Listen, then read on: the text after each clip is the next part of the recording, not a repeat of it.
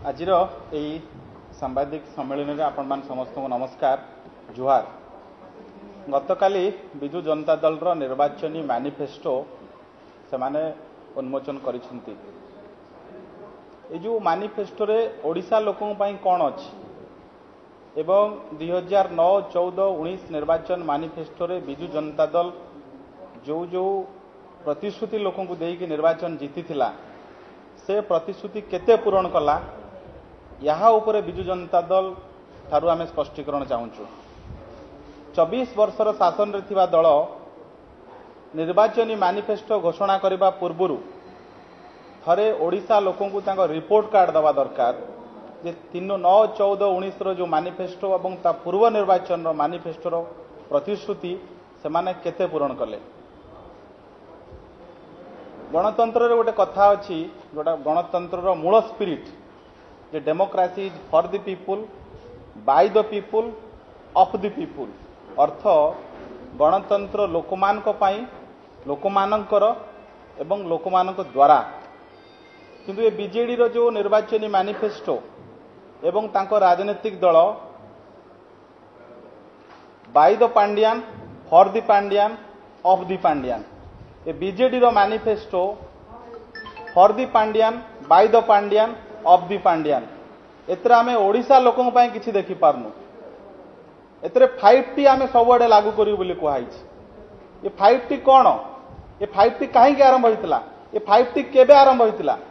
जेबे भिके पांड्यान कर political launch हला सेति पई मिशन आरंभ कले नवीन बाबू और पांड्यान बाबू सेबे 5T लॉन्च हला एवं बिजु जनता दल निर्वाचन मैनिफेस्टो लेखा जाइछि जे 5T आमे सबआडे लागू करिबु सब कॉलेज और समस्त जगह रे। 5T रे बंधुगण होउतला कोन? 5T रे विधायक, सांसद, सरपंच कृतदास होउतले, ट्रैफिक पुलिस होउतले, टेंट हाउस संभाळुतले, जळखिया बांटुतले, ऑफिसर चेयर रे बसुतले, सभा समिति रे भाषण दउतले। जेतेबेले बिजु जनता दल निर्वाचन मैनिफेस्टो रे 5T कथा लेखा जाउची एटा स्पष्ट होउची जे मैनिफेस्टो पांड्यान बाबू को पई स्वार्थ पई तयारी हिची। ए मैनिफेस्टो पांड्यान बाबू को ओडिसा रे केमती मुख्यमंत्री करा जिवो सेथि पई तयारी हिची। ए मैनिफेस्टो एथि पई तयारी हिची ओडिशा लोक जहा को विधायक भाव रे वोट देबे, जहा को सांसद भाव रे वोट देबे, से माने सिक्युरिटी गार्ड हेबे, से माने ट्रैफिक कांस्टेबल हेबे, कृतदास हेबे।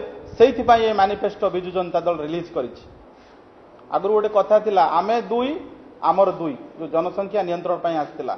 एबे ओडिशा राजनीति को नियंत्रण करबा पई जो मॉडल आसीछि आमे दुई, नवीन बाबू और पांड्यान, आमर आउ केही नांति। ये आमे दुई आउ आमर केही नांति रे मॉडल रे बिजु जनता दल चलीछि। आउ by Pandian, for Pandian, of the Pandian रे बिजु जनता दल चलीछि। आपण भारतीय जनता पार्टी रो मैनिफेस्टो रिलीज हेतिला, गणमाध्यम रो समस्त प्रतिनिधि मानकु डका जायतिला। ओडिशार बुद्धिजीवी मानकु मध्य आमे निमंत्रण देथिलु। सेमाने मध्य आसीथिले भारतीय जनता पार्टी रो मैनिफेस्टो रे उत्सव जो आमे जो कार्यक्रम करथुलु से शामिल थिले। गतकाली बिजु जनता दल रो निर्वाचनी मैनिफेस्टो रिलीज हैला।